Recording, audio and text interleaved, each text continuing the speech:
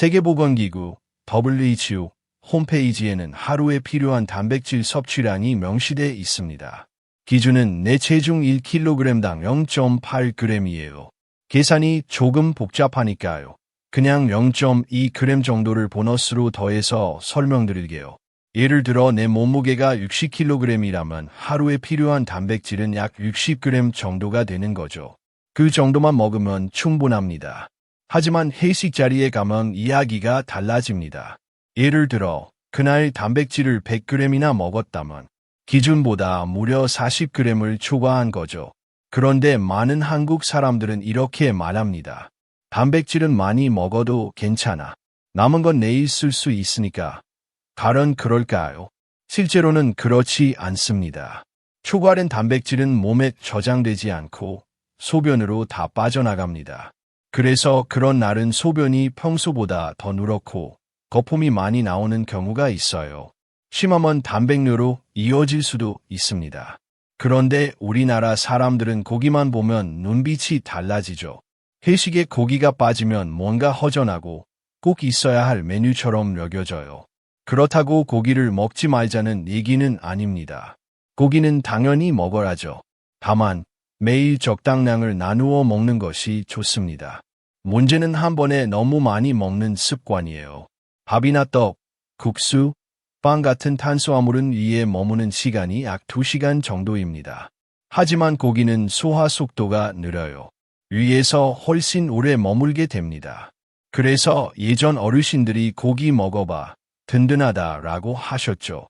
사실 고기가 좋아서 든든한 게 아니라 소화가 잘 안 돼서 속이 무거운 겁니다. 잠자기 직전에 고기를 먹고 다음 날 아침 일찍 출근해야 하는 상황이라면 몸은 자러 가도 이장은 야근을 해야 합니다. 내가 침대에 누워 코를 골며 자고 있을 때 내 장은 새벽 2시, 3시까지 쉬지 않고 일하고 있는 거죠. 여러분, 우리 장도 잠을 자야 할까요? 당연히 잘하죠.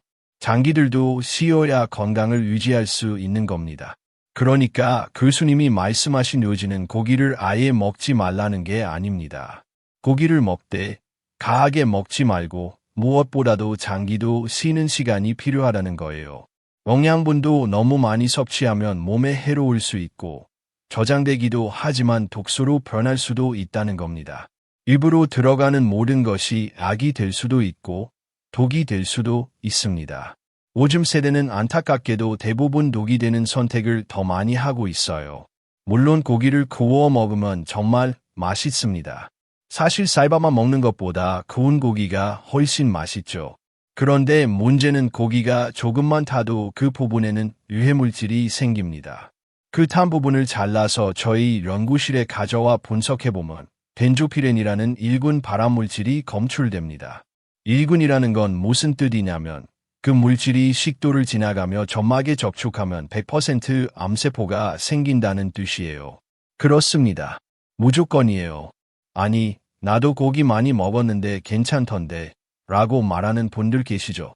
사실 이 이론은 1960년대에 이미 나왔어요. 건강한 사람이라도 우리 몸에는 매일 암세포가 생깁니다. 왜냐하면 우리가 먹는 음식, 마시는 물, 숨 쉬는 공기 중에 발암물질이 없을 수 없기 때문이에요. 그렇다면 이 모두가 암에 걸리지는 않을까요? 그 이유는 면역력입니다. 면역력이 정상적으로 유지되고 있으면 암세포는 생성되더라도 우리 몸속 면역세포가 모두 제거해 줍니다. 그래서 면역력이 튼튼한 상태에서 고기를 구워 먹는 건 괜찮지만 면역력이 떨어진 상태에서 그 탄 고기를 먹었다면 그게 10년, 20년 후에 우리의 건강을 바꾸게 되는 겁니다.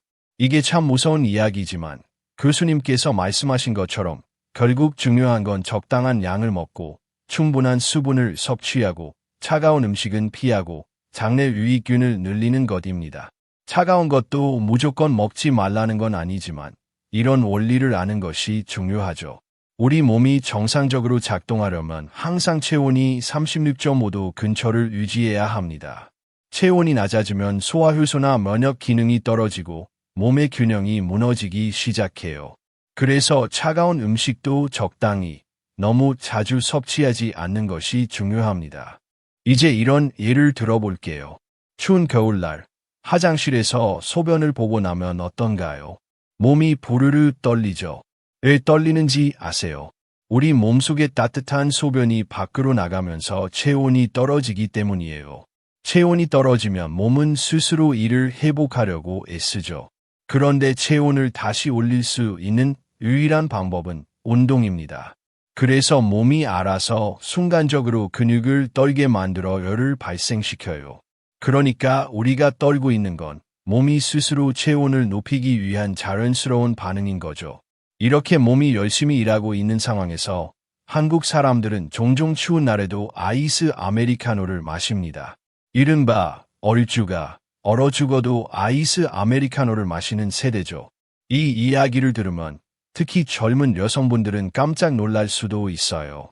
그런데 통계를 보면 현재 20대, 30대 미혼 여성의 유방암 발생률이 미국 여성보다 34배나 더 높습니다. 정말 충격적인 수치죠. 왜 그럴까요? 바로 낮은 체온 때문이에요.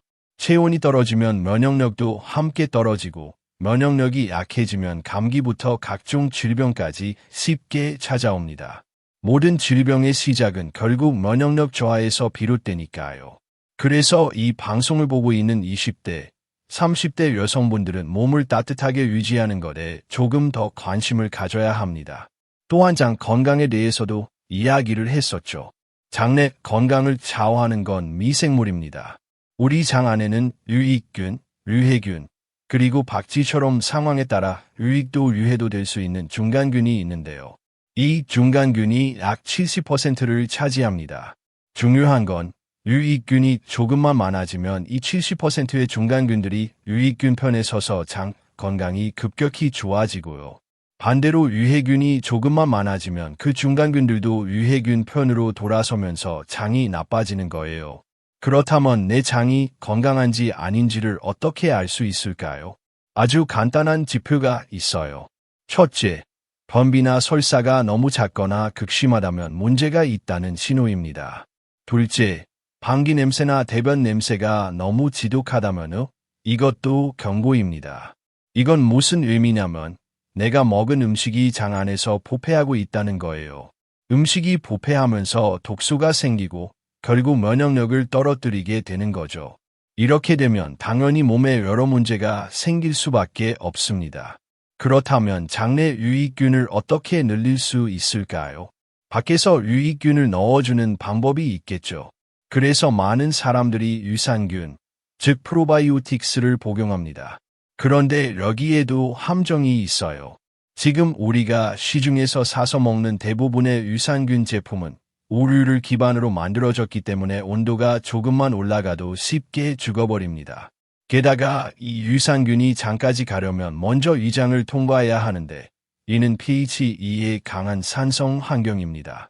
이 환경에서 대부분의 유산균이 살아남지 못해요. 거의 다 죽어버립니다. 그래서 우리가 먹는 유산균 대부분은 사실 사균, 즉 이미 죽은 균이에요. 물론 죽은 균도 장 건강에 일부 도움을 주긴 하지만 유익균의 수를 늘려주는 데는 효과가 떨어집니다. 살아있는 유익균만이 진짜로 장내 미생물 환경을 바꾸는 데 영향을 줄 수 있죠. 그래서 제가 오랫동안 연구한 결과 살아있는 유산균을 섭취할 수 있는 가장 효과적인 방법은 전통 발효식품을 먹는 것입니다. 끓여도 죽지 않고 냉장 상태에서도 생존하는 균이 어디에 있냐면 바로 김치 같은 채소 발효 음식, 청국장, 된장 같은 콩 발효 음식 속에 있어요. 이 전통 발효식품들은 우리 조상들이 물려준 자연 속 보물입니다. 그런데 이 건강한 음식들이 제 기능을 하려면 물이 함께 따라줘야 합니다. 맞습니다. 물이 정말 중요해요. 아까 말했듯이 우리 몸의 약 70%는 물입니다. 저는 몸무게가 70kg 정도 되니까 무려 49kg이 물인 셈이죠. 우리 몸은 거대한 물주머니라고 해도 과언이 아니에요. 그런데 이 물은 내 의지와 상관없이 매일 호흡, 땀, 소변, 대변을 통해 몸 밖으로 빠져나갑니다. 그래서 중요한 것은 빠져나간 만큼의 물을 반드시 보충해줘야 한다는 겁니다. 이건 인간이 지켜야 할 기본 상식이에요. 그런데 많은 사람들이 이 기본조차 지키지 않아요. 바빠서, 물맛이 없어서 라는 이유로요. 물 섭취가 부족하면 어떤 일이 생길까요? 혈액이 끈적끈적해집니다. 그런데 이 혈액 속에는 온몸을 순환하며 암세포를 청소하는 면역세포들이 있어요. 그런데 혈액이 끈적해지면 면역세포가 암세포가 있는 현장까지 제때 도착할 수가 없습니다. 결국 청소가 안 되고 암세포가 제거되지 못하는 거죠. 그래서 암 환자들을 보면 대부분이 평소에 물을 제대로 마시지 않는 습관을 갖고 있었던 경우가 많습니다. 물을 충분히 마시지 않으면 암에 걸릴 확률이 급격하게 높아지는 건 당연한 일이죠. 보통 방송이나 건강 강의에서 하루에 2리터 이상 물을 마시라고 권하잖아요. 그런데 그마저도 지키지 않는 사람들이 많습니다. 어떤 사람은 벌써 1리터 마셨어요 라고 자랑처럼 말하지만 사실 하루 종일 활동하며 몸에서 빠져나가는 수분량을 생각하면 턱없이 부족한 양이에요. 물 마셔라. 많은 사람들이 이미 물을 마시고 있다고 말합니다. 그런데 중요한 건 단순히 마시는 것이 아니라 물을 제대로 마셔야 한다는 것입니다. 단숨에 들이켜는 것이 아니라 씹듯이 천천히 마셔야 해요. 그렇게 해야 몸에 잘 흡수됩니다. 하루에 필요한 물을 규칙적으로 나눠서 섭취해야 건강에 도움이 됩니다. 무조건 많이 마신다고 해서 무조건 건강에 좋은 건 아니거든요. 실제로 물을 안 마셔서 건강이 나빠지는 사람도 있지만 반대로 물을 너무 많이 마셔서 문제가 생기는 사람도 있어요. 아니, 교수님, 물을 마시는 건 무조건 좋은 거 아닌가요? 하고 묻는 분들이 있죠. 저도 예전엔 그렇게 생각했습니다.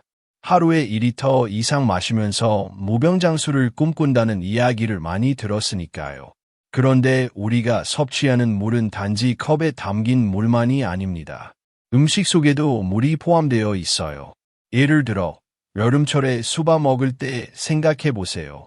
수박에 얼음까지 넣어서 배 터지도록 먹고 나면 몸 안에 이미 상당한 양의 수분이 들어가 있는 상태입니다.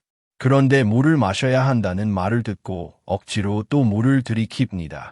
그렇게 해서 수박과 물을 합치면 1.5리터 혹은 2리터 가까운 수분을 한 번에 섭취하게 되는 거죠. 문제는 내가 하루에 총 얼마나 많은 수분을 섭취했는지 파악할 방법이 없다는 점입니다. 우리는 음식에 포함된 수분량을 따로 계산하지 않잖아요. 수분 측정기를 들고 다니는 것도 아니고. 하지만 다행히도 우리 몸은 스스로 수분이 부족한지 아닌지를 알려주는 신호 체계를 갖고 있어요. 그게 바로 소변의 색깔입니다. 화장실에 가서 소변을 봤을 때 색이 짙고 노랗다면 몸에서 이렇게 말하고 있는 거예요. 수분이 부족해. 물 좀 줘. 나 좀 살자. 그럴 때 컵으로 물 한 잔 마시면 곧바로 소변 색깔이 맑아지고 몸도 한결 가벼워집니다. 그런데 여기서 주의해야 할 점이 하나 있어요. 물을 너무 많이 마시면 오히려 생명이 위험해질 수도 있다는 사실 알고 계셨나요? 실제로 물 가라 섭취로 사망한 사례는 주로 마라톤 대회 현장에서 발생했습니다. 장시간 운동 중에 지나치게 많은 물을 마신 마라토너들이 심장마비로 쓰러졌고 병원에서 사인을 밝혀보니 저나트륨 혈증에 의한 심장정지였습니다. 우리 혈액에는 나트륨과 칼륨이라는 미네랄이 있는데 이들은 우리 몸의 전기 시스템을 유지해주는 핵심 성분이에요. 그런데 물이 갑자기 많이 들어오면 이 균형이 깨져요. 전기 발생이 줄어들고 결과적으로 몸이 힘이 빠지고 무기력해지며 어지럽고 두통까지 생깁니다.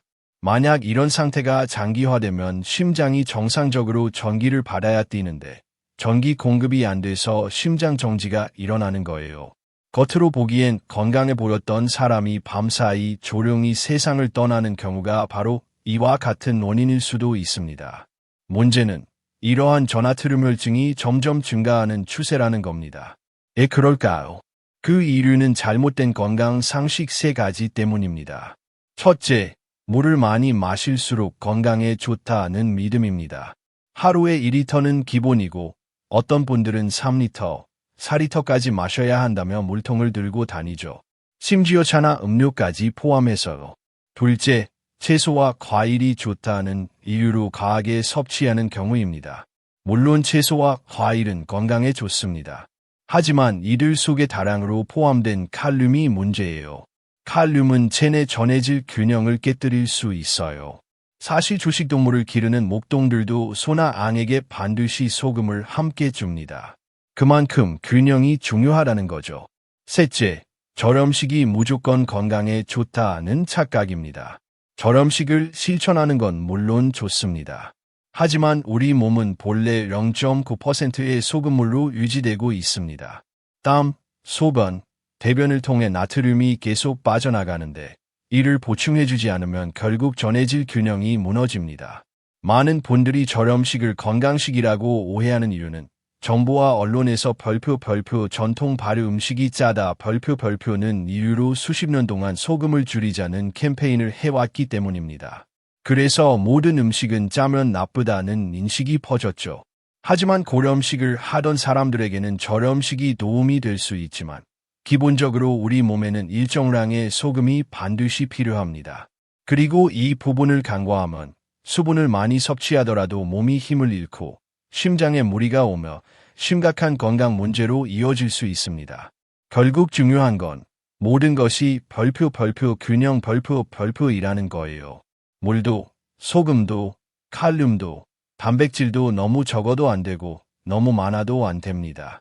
몸이 보내는 신호에 귀를 기울이며 내 몸에 맞는 섭취량을 조절하는 지혜가 필요한 시대입니다. 아까도 말씀드렸지만 물을 마시는 건 분명히 좋습니다. 그러나 무조건 많이 마신다고 해서 건강에 좋은 것만은 아닙니다. 이게 오늘 이야기에서 정말 중요한 핵심 포인트 중 하나예요. 요즘은 물뿐 아니라 커피도 거의 물처럼 마시는 분들이 많죠. 하루에 두세 잔은 기본이라는 말도 과장이 아닐 정도로요. 그런데 이런 습관을 두고 교수님도 상당히 걱정이 많으시다고 해요. 제가 주로 정부로부터 의뢰를 받아 시중에 유통되는 상업용 식품을 분석하는 일을 오랫동안 해왔습니다. 그중에 기억에 남는 한 가지는 정부에서 커피에 들어있는 발암물질을 분석하라는 연구 과제를 주었을 때예요. 3년 동안 연구비를 지원받아 진행했던 프로젝트였죠. 그런데 그 연구를 마친 이후부터는 저도 시중에서 판매되는 커피나 청국장 같은 제품을 제대로 먹을 수가 없게 되었어요. 왜냐고? 제 눈으로 직접 커피 속 발암물질이 수치를 확인했기 때문이에요. 제가 분석한 데이터를 통해 그 위험성을 너무도 명확히 보았거든요. 미국 법원에서도 커피에 발암물질 경고 문구를 붙이라는 판결이 나왔습니다. 담배처럼요. 커피를 볶는 과정에서 생성되는 아크릴아마이드라는 물질이 발암물질로 분류돼 있기 때문입니다. 그렇다고 해서 시중에서 판매되는 모든 커피가 문제라는 건 아닙니다. 절대 그런 오해는 하지 마세요. 커피가 무조건 해롭다는 이야기를 하고 싶은 게 아닙니다. 오히려 커피보다 더 많은 발암물질을 함유한 음식들이 따로 있어요. 예를 들어 감자튀김이 대표적입니다. 또 시리얼도 마찬가지예요. 아침마다 우유에 시리얼을 말아 드시는 분들도 계실 텐데요. 거기에도 발암물질이 생성될 수 있어요. 이런 물질들은 원래 원재료에 없던 것들이고 가공하거나 조리하는 과정에서 생기는 것들이죠. 하지만 다행인 건 커피를 볶는 방식만 달리하면 발암물질이 생성되지 않게 만들 수도 있다는 겁니다. 실제로 해보면 가능합니다. 즉, 커피를 건강하게 즐기고 싶다면 커피를 연하게 마시는 게 좋습니다. 보통보다 10배에서 20배 정도 희석해서 차처럼 마시면 훨씬 안전하죠. 향이 연해지면 오히려 우리 몸의 민감도가 올라가서 향도 더 깊이 느낄 수 있습니다. 그래서 저는 연하게 마시는 편인데 이 방식이 우리나라 20대, 30대 여성들의 건강에도 더 유익하지 않을까 생각해요. 정리하자면 커피를 먹지 말라는 말이 아닙니다. 오해하시면 안 돼요. 언제나 그렇듯 뭐든지 지나치면 좋지 않다는 기본적인 원칙이 중요합니다. 하루에 한두 잔 정도는 괜찮지만 4잔, 5잔 이상이 되면 그건 과한 섭취로 바라죠. 이제 음식과 영양 이야기로 넘어가 보면 요즘 20대, 30대의 젊은 분들께 음식 섭취에 조금 더 신경을 써야 한다는 이야기를 드리고 싶어요. 의류가 단순한 영양 문제가 아니라 제 개인적인 경험과도 관련이 있습니다. 사실 이 이야기는 꺼내기 쉽지 않은데요. 왜냐하면 아직도 저에게는 아픈 기억이기 때문이에요. 그 기억을 떠올릴 때마다 며칠은 가슴이 무겁고 먹먹해집니다. 제가 지금 암 환우들을 대상으로 건강 강의를 하고 있는 이유도 사실은 그 아픈 기억에서 출발한 겁니다. 벌써 15년째예요. 그때 우리 아이가 투병을 했던 시기엔 우리가 너무 많은 실수를 했어요. 정말 무지했고 시행착오도 많았죠. 당시엔 몰랐지만 시간이 지나고 나서야 깨달았어요. 그땐 그러지 말았어야 했는데 하는 후회가 끊이질 않더라고요. 우리는 건강한 식단이나 생활습관보다도 기적 같은 비법을 찾아 헤매기 바빴어요. 특별한 약, 특별한 음식, 그런 것만 찾아다녔던 거예요. 그런데 나중에 보니까 우리처럼 똑같은 시행착오를 반복하는 분들이 정말 많더라고요. 그래서 결심했어요. 우리가 겪은 그 실수를 다른 사람들이 되풀이하지 않게 돕자.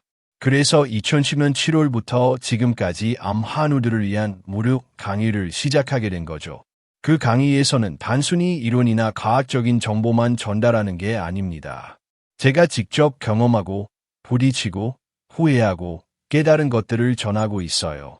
누구보다도 그 절박함을 알기에 어떻게든 누군가에게는 도움이 되고 싶어서 지금까지 계속 이어오고 있는 거예요. 건강은 그냥 주어지는 게 아닙니다. 그리고 정말 중요한 건 예방이에요. 몸이 아프고 나서야 비로소 건강의 소중함을 깨닫게 되지만 그땐 이미 너무 늦은 경우도 많습니다. 특히 젊은 분들은 나는 아직 괜찮아라는 생각에 방심하기 쉬워요. 저도 그랬으니까요. 그래서 지금 이 자리를 통해 다시 한번 강조하고 싶은 건 건강을 잃기 전에 꼭 나를 위한 선택을 하시라는 겁니다. 우리가 매일 무심코 먹는 커피, 시리얼, 감자튀김 같은 것들도 사실은 작은 선택의 연속이에요. 커피를 연하게 마시고 튀김보다는 구운 음식을 선택하고 시리얼 대신 통곡물이나 견과류를 선택하는 것만으로도 우리의 몸은 훨씬 건강해질 수 있어요. 중요한 건 이런 작은 변화를 지금부터 실천하는 겁니다. 마지막으로 제가 지금까지 여러분께 드린 이야기는 단순히 지식이 아니라 경험을 바탕으로 한 진심 어린 조언입니다. 제 가족이 겪은 아픔이 누군가에게는 예방이 되기를 바라는 마음, 그게 제가 이 일을 멈추지 않고 계속 이어가는 이유입니다. 여러분도 이제 건강을 위해 한 걸음 더 나아가 보세요. 그 한 걸음이 미래의 나를 지켜줄 가장 큰 힘이 될 겁니다.